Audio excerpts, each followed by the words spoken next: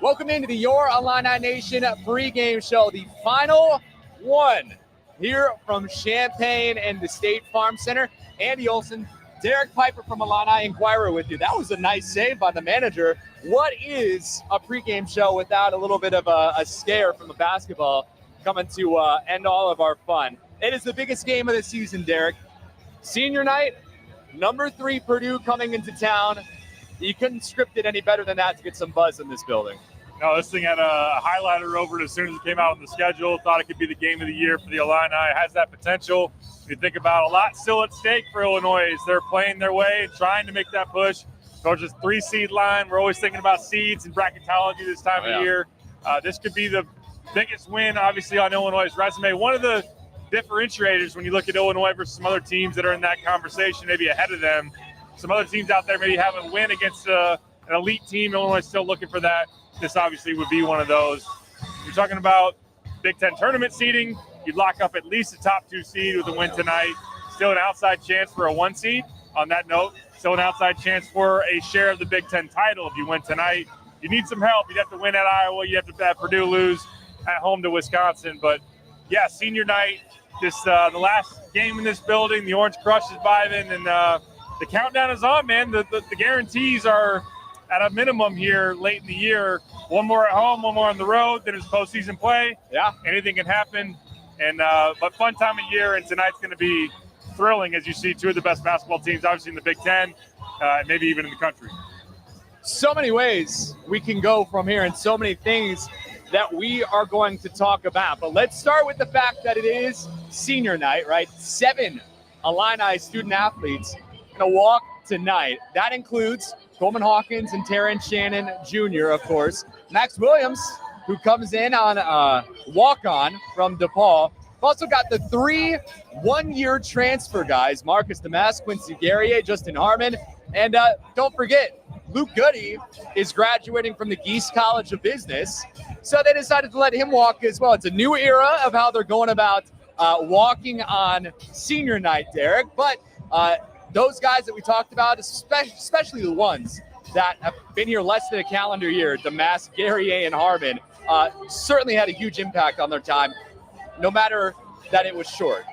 Oh, there's no doubt about it. You look at constructing this roster with some older guys, some veterans that really pieced together well, and Marcus has had a phenomenal year, really pushing for that first-team All-Big Ten consideration. If he finishes the season strong, it's going to be hard to keep him off that list.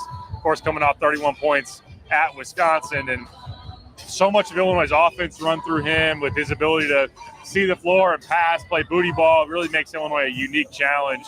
Quincy Guerrier is a grown man. I know he gets a lot of the jokes of him being the grandpa of the team and whatnot, but physically strong. Obviously, a guy that's played 5 years of high major basketball, so came in just trusting his ability to hit the glass and be physical and whatnot. And Justin Harmon's made a nice step up from Utah Valley to Illinois, and just a veteran guard that's been there in some battles, and a guy that isn't a high maintenance in terms of like, oh, you got to get him his shots or he's not going to bring it. He's been a guy that has toughness and has been able to make some tough ones. So I just think big picture, and you wrote Terrence Shannon in there too. Obviously, we'll talk about him, but 2-year transfer. When you're in this era of the transfer portal where guys want to look and see that they can be utilized and their game's elevated and they're seamlessly fit in there, Illinois put a pretty good track record out there of elevating certain guys who are transfers, and you know, Marcus Damas is a great example of that. Terrence, what he's done with his NBA stock. So I think as Brad looks to the portal again this offseason, he's going to have a great sell, mainly for these guys, and Terrence on a 2-year sample size, what he's been able to do. Yeah, the one guy that was in there that has done the traditional 4 years and then a senior night, Coleman Hawkins, right? Hard to believe that there's only one of them. And when you think of Coleman Hawkins' career with the Illini, up and down, a roller coaster, but what he's been able to do this senior year, his 4th year, I don't think should be overshadowed. And it had to be, his journey had to be the way it was to get to this point, I feel like. For sure. Yeah, you respect him for sticking it out. And that's usually how it's supposed to go, right? Or just how it has in the past of guys come in and those that get thrown to the fire have some growing pains, and there's a maturation process, right? And there's it doesn't just all click. It's very rare that happens for a player, especially one that, coming out of high school is about a 3-star. You beat Rutgers for him. So just seeing all the guys that think about his recruiting class in particular, Andre Curbelo transfers and Adam Miller transfers. Yeah. Of course, saw a lot of freshmen last year. Sky Clark, Jaden Epps hit the portal as well. So we just appreciate Coleman's commitment to Illinois, Illinois' ability to develop him and just get the most out of him, which right now he's put himself in a very good position in terms of his NBA draft stock, shooting 40% from the three. He's been able to, in terms of his skill as a passer, and make some plays off the dribble, and then we know what he brings defensively as well. So I just appreciate the fact that Coleman's been part of a wave of guys that have changed a lot of streaks for Illinois, wrong side of it with Wisconsin and Michigan and different teams as well. So one team that does, though, have a streak on him right now is Purdue, 4 straight wins against the Illini. I'm sure he'd like to flip that before he's on his way out. But Coleman's been a guy that's, I know that even a lightning rod within his own fan base, but more good than bad, especially the last 2 years. And he's someone that they're going to miss for sure. All right, talking about the matchup now. Top 12 matchup. It's the first time an opposition top 3 team has come into the State Farm Center since January 2019. That was number 2 Michigan at that point. These two teams played about a month or so ago, a little bit more than that. And it was Purdue that came out on top by 5. You think of that scoreline, and you think, oh, Illinois able to go on the road without their best player, Terrence Shannon Jr., keep it close? Brad Underwood has a completely different viewpoint on that game. Derek, what do you think about that game? Did Illinois show enough in that first meeting? Have things changed enough? Are they going to be different this time around in Champaign? I think they will be different because Terrence Shannon's that good. I would imagine if you're playing Purdue without Edey, it's going to be a lot different of a task. Of course, Edey's a one of one. There's only one Zach Edey. I'd argue maybe there's only one Terrence Shannon in the country as well. Maybe the 1 and 2 best players in the Big Ten. So inserting him back in the lineup is obviously going to make things different in terms of what Illinois has on their side, what Purdue is going to have to combat with the Illini. But I kind of wrestle with that game in hindsight, because Purdue dominated for the majority of it. They were up 20-4 before you could blink, up 15 at halftime. They had a 21-point lead with 12 minutes to go. So while I give Illinois credit for persevering and battling and having a chance there late, I think that on the whole, Purdue pretty much dominated that ball game, and we're never really in too big of a threat of losing it. Now, one thing in terms of I take from it, I think the lineups that Illinois plays against Purdue, particularly in trying to make Zach Edey guard a capable shooter. I think that Ty Rodgers, of course, had a tough game in that one. Coming off a tough game against Wisconsin as well. How much does he play in this one, I wonder? And just in general, making Zach match up with Coleman or match up with Quincy and just spacing the floor out. Because when Zach's able to sit there in the paint, it really deters opponents from going in there and scoring against his size. So wanting to open up that lane for Marcus on the booty ball and the ISOs, Terrence to get downhill. I think that that's how you really hurt Purdue, because when Ty and Dane were off the floor for those really final 16 minutes of that game, Illinois outscored Purdue 37-24. Purdue had a hard time getting stops, and they could really space them out. So that's something that I want to see replicated tonight from the Illini. All right, like we said, Terrence Shannon Jr. into the lineup this time for the Illini. I'm interested to see how last week's game against Michigan State for Purdue is going to impact their game tonight. Sparty got close. They did. They got very close to upsetting Purdue at Mackey Arena. So do you think that's going to play any factor? I mean, I'll be honest. When you think, I'm a college basketball layman, I feel like, to some guys, but you feel like Purdue's not a team that's going to lose twice. So if Michigan State had pulled it off, I should say twice in a row, then you don't feel as good about Illinois in this one. But because Purdue just barely squeaked that run out, now you think, maybe they're a little bit beat up after that game against Sparty. Yeah, Sparty did give him a really, really good run, obviously, and playing there into the final minutes of that one. I do think that Purdue's going to have their eyes peeled for this one. I think they're going to be ready for Illinois' best punch. I think they want to show that they're clearly the best team in the Big Ten. If I'm kind of forecasting it from Purdue's side. Oh, by the way, Coleman has conveniently sent out a tweet every time Purdue has lost this year, kind of a poking fun type I'm sure he has one just waiting. Waiting for after this game if it goes their way. I'm sure he does. I'm sure that some of those are on the bulletin board there in Purdue's locker room. So Purdue trying to do something as far as outright Big Ten titles back-to-back years. First time in really almost 2 decades. Ohio State did it 2006 and 2007, last time that's been done in the league. So I think Purdue will be ready for this one. I understand what you're saying in terms of the extra grit they would have if they're coming off a loss, but I do think they'll be ready. Although they've been susceptible on the road, that's where they've been gettable. Of course, you're not going to go into Mackey and win for the most part, usually when you think about it, but they lost at Ohio State, they lost to Nebraska, they lost to Northwestern. You want to get them on your home floor. Illinois finally gets the opportunity to do that. I'm excited for this one. This is what this season has been building to all year. With Terrence Shannon Jr. in the lineup, how do you think Purdue goes about having to guard him this time? Not something that they had to consider last time these teams played. That's a great question. I really don't know. As I'm trying to forecast the lineups, I know that Lance Jones drew the SIU transfer, drew his former SIU teammate a lot in terms of the matchups going up against Marcus. That was a fun matchup last time. It really was. And Jones is, he's only 6'1". He's really strong at 200 pounds, good athlete, and really competed with Marcus. Now, Marcus, especially in that second half, got going. If I'm looking at it from a Purdue's perspective, I personally probably put Jones on Shannon and then have Mason Gillis. I know they bring him off the bench against Marcus Samath for the most part, because I know that he's got that 6'6", good build to him. Maybe they'll put Gillis on Shannon a decent amount as well.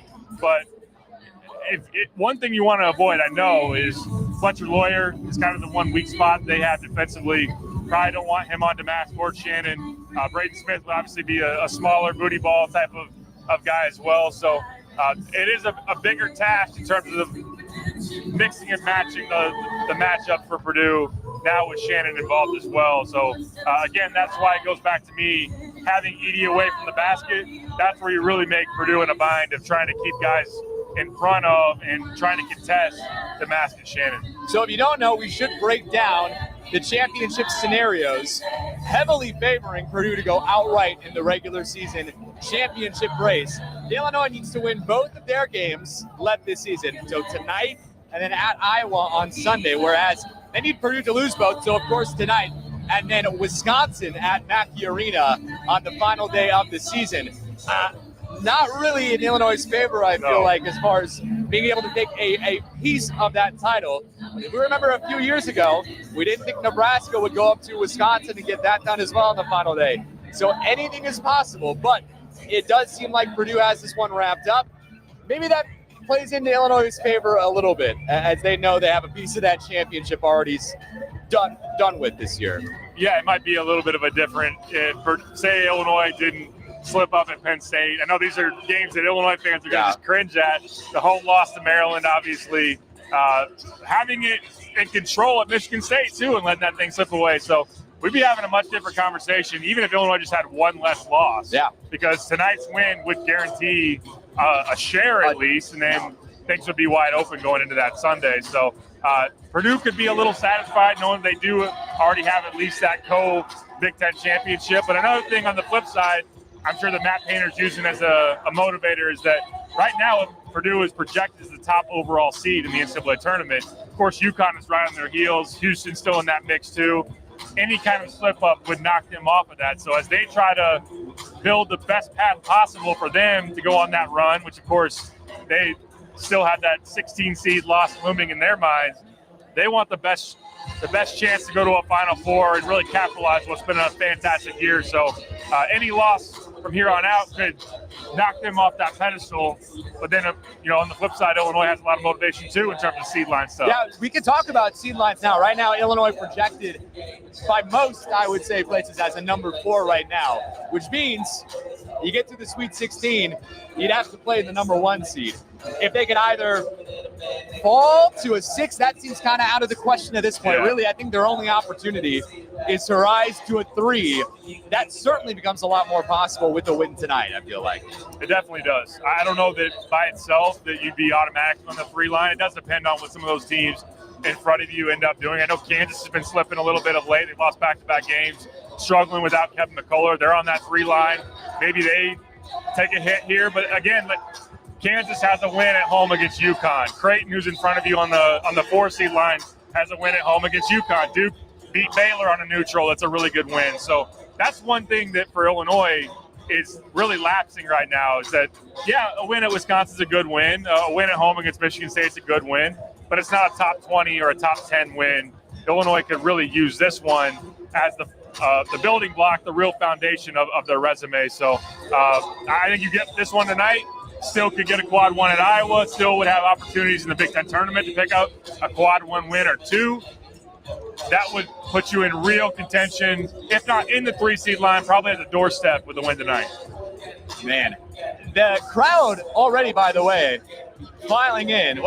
We're about, let's see, a little less than an hour away from tip-off. This is probably as good as I've seen it all season, I would say. The crush line was so long, man, wrapping around the bowl. And I saw a pair of Purdue fans pull up early, and they got heckled like they were like on the team. People were like following them down the runway and whatnot. But it's fun. It's all good fun, and this place is going to be juice. I think one of my favorite tweets that I saw.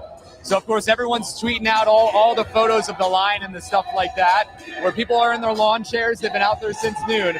Someone who was in line, I think it was in response to Jeremy, explaining their thought process where they're just hoping that the chairs are going to be there when the game is over at 8:15. So if you need a free lawn chair, there might be some out in front of the State Farm Center, but I'm really hoping that they're still out there at 8:15. Yeah, it is not free lawn chair night. Anybody that gets confused, that's one of the crushers. So let the students have their lawn chair back. I know. You can't steal a lawn chair from a student. That's just mean. All right, Illinois, you hear them now. Illinois coming back out onto the court. It's going to be a little bit of a pause pregame, so get here early if you want to see senior night. That's going to be at about 5:30 if you are coming to the game. This one's starting right at about 6. It is streaming on Peacock, so get your password figure out in that one. We talked about Ty Rodgers. We can talk about the matchup a little bit more now, Derek. Brought up Ty Rodgers earlier about his game last time out against Purdue. How this was the first time it felt like where an opposing team put a big guy on Ty Rodgers. And then everyone else after that just kind of followed suit. Eventually they cracked that code. Do you think Purdue does the same thing tonight? Absolutely. Anytime Ty Rodgers is on the court, I think Zach Edey is guarding him, allows Zach to plant in the lane. And while Illinois can attack that a little bit better, I thought early second half by putting Ty on the baseline as a cutter and trying to get action from one side on maybe a left wing drive, had Ty on the right wing cut. And that way, Zach can't come. He's not quick twitch enough. And I don't know if anybody is. If you have a good drive down the lane at him, make him commit to stopping that and then hit Ty on the opposite baseline. That's hard to be able to account for both of those. So Ty, of course, has to be able to finish at the rim. I know he's been a little bit hesitant in trying to go up here recently, and at Purdue had a couple of finishing opportunities that he didn't convert. So when he's out there, I do think that's the way that Purdue goes. And while I don't think we'll see a goose egg for Ty Rodgers in the minutes column, I do think maybe Justin Harmon starts over Ty tonight because of the senior night. Potentially, I'm not guaranteeing that, but it is something that I think Brad Underwood has to evaluate, and maybe you do less than Ty's minutes more so than what it would have been on a normal night. You heard any boos while Derek was talking there? That was just a Purdue fan that was walking past the Orange Crush section to get to their seat. So that tells you what kind of environment it is going to be like inside the State Farm Center tonight. All right, we're running out of time, Derek, because I got to get on TV at 5 o'clock. So let's get into some things that you're looking out for before we get to your prediction in this one. Matchups, where are your eyes going to? I think first and foremost, Illinois, obviously Edey's inevitable. Although Illinois' done a pretty good job on him, you look at 10 points, that's the season low that he had against Illinois in the first matchup. Foul trouble definitely plagued him there. But I think that Braden Smith tonight is a big matchup for Illinois. Ball screen defense has been something Illinois has really gotten hurt with, and I think that cutting off his driving lanes, making sure he doesn't live in the paint, he's been really good at the mid-range pull-up, and also if he gets in deep and Coleman kind of has to come over and show, that's easy lobs, easy dump-offs to Edey, which even if you're kind of your game plan is the double Zach, I don't think the double can get there in time if it's kind of that quick dump-off or lob, obviously. So Braden Smith, who's been a all-league type of guy, one of the top point guards in the country. He's averaging about 7.5 assists per game in Big Ten play. He's a big matchup for the Illini. I think also the glass has to be a lot better than the last game. 18 offensive rebounds for Purdue in the last matchup. Last time these teams squared off against each other. So Illinois is going to have to be really physical on the glass. Quincy Guerrier only had 2 defensive rebounds in the last 3 games. Got to need more from him. Marcus, Terrence. It's going to take everybody. And then I mentioned it already. Illinois has got to make Edey defend in space this Purdue defense out. let Terrence drive, let Marcus post and do his thing. And then if they do that effectively, I think Purdue will have a tough time getting stopped. All right, let's get into your prediction now. Do you think Illinois pulls off the upset? I wrestled with this one, man. I don't feel entirely great about it, but it has Game of the Year vibes, and we've seen some home teams really have those inspired performances. Senior night, the crowd, Illinois 87, Purdue 83. I'm going to do it. I'm going to do it. All right. I'm going to do it too. I said this, I kind of teased this last night on the news at 10. I got a good feeling about this one for Illinois. I feel like it is their Super Bowl, right? Yep. We've heard them talk about this game all year. Coleman Hawkins tweeting every time Purdue loses, like this is the one that they may say they didn't have it circled, but this is one they had circled on the calendar. So I'm going to go 95-92. I think a high-scoring one. And that's how Illinois plays games now. Going, man. Is high-scoring. We both think Illinois is going to win. Whether or not you think that's good luck, I guess we'll find out. All right, we are about 40 or so minutes away from this one now, Derek. All right, how can people spend their time before the game on Illini Inquirer? I've got my 3 keys in a pick, full breakdown. Also, Jeremy wrote a great feature on Coleman Hawkins. You want to check out that. He talked to Coleman, Brad, also Rod Hawkins, his father. Good perspective on just the journey that's led up to this point for Coleman over his 4-year career. Joey also wrote about just kind of the blueprint of the transfer, bringing these guys in and having a lot of success with the transfer route, how that can help Illinois down the path forward as you build rosters, and what Brad's done with that too. So all 3 of us are here tonight. We'll have a lot of coverage, post-game, podcast, and everything. So check us out, check you guys out, and it should be a fun one. That's right. After the game, we will have highlights. If you don't want to pay for Peacock, check out the highlights, 10 o'clock on WCIA. Plus, we'll have reaction as well. And wherever you're watching this, Brad Underwood's full post-game press conference on YourIllinination.com, YouTube, Twitter, Facebook. Wherever you're watching this, tune back in later. This should be a very fun one. I got to get on TV now, so we're going to cut this off. For Derek, I'm Andy. Thanks for spending your time with us before the game. Again, we'll talk with you after the game for Brad Underwood's post-game press conference. We hope you enjoyed, everyone. It's a fun environment here. Please do enjoy it.